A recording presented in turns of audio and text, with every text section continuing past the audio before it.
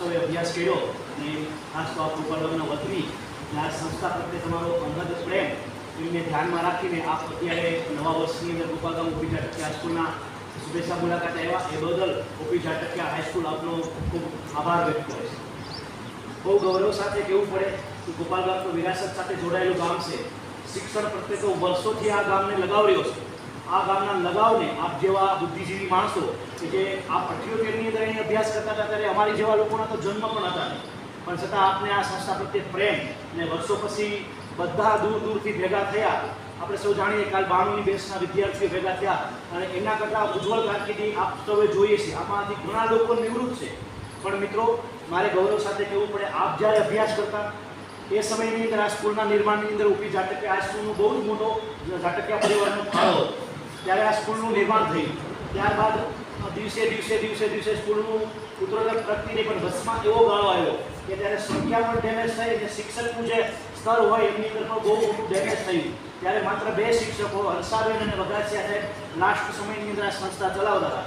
આ સંસ્થાની બધી દિવાલો છે ડેમેજ હતી। આ સંસ્થાની અંદર કોઈ અન્ય વ્યવસ્થાઓ હતી નહીં, દીકરીઓ માટે કોઈ શૌચાલયની અલગ વ્યવસ્થા હતી નહીં। ત્યારબાદ આ સંસ્થાના પુત્ર કહી શકાય એવા મણિબાપાના પરિવારમાંથી મિલનભાઈને આ સંસ્થા વિશે ખબર પડી કે અમારા વડીલોએ આ સંસ્થામાં જે તે સમયે લાખો રૂપિયા દાન આપ્યું, તો આ અમારી માતૃ સંસ્થા છે, આમના માટે અમે ગંભીરતાથી આ સંસ્થાનું ધ્યાન અમારે લેવું પડશે।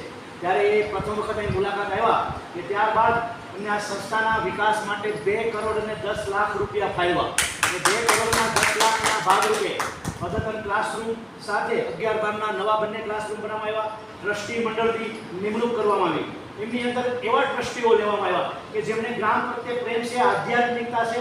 એમાંના એક એટલે પ્રતાપભાઈ વાળા કે જે આપણે સૌ જાણીએ અલીબાપુના પરિવારમાંથી આવે અને પોપટબાપુના દીકરા, એ પોતે જ રામાયણી છે। એટલે બાળકોને એક ક્લાસ પોતે રહી કે રોજ આધ્યાત્મિકતા આપણા જીવનની અંદર હોવી જોઈએ।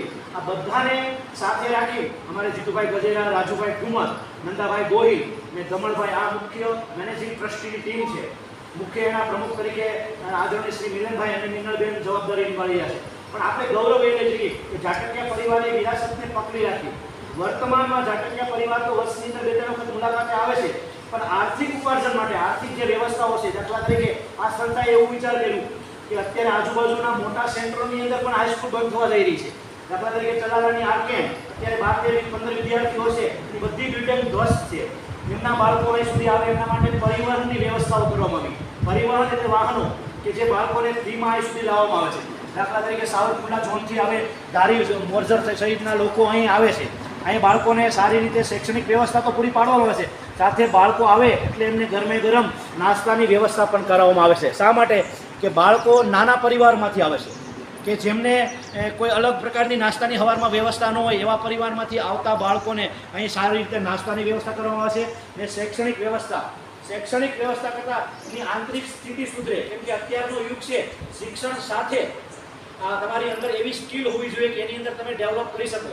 હાલના જે આપણે સૌ જાણીએ કે AI ટેકનોલોજીના એલન મેક્સે એક ટ્વીટ કરી કે ભાઈ આવનારો સમય એવો છે કે તમારી પાસે સ્કિલ નહીં હોય, બુદ્ધિ નહીં હોય, તમારી પાસે ડિગ્રીઓના થપ્પા હશે ને તો તમને લોકો બોલાવશે નહીં। IT ક્ષેત્ર વિદેશોની અંદર, અમેરિકા, કેનેડાની અંદર બહુ મોટી બેરોજગારી આવશે, કેમ કે જે બધું છે એ કોમ્પ્યુટર ઉપર થવાનું છે। રોબોટ ડોક્ટર પેશન્ટના ઉપરાંત આવશે, આવી પરિસ્થિતિ ભવિષ્યની અંદર આવવાની છે।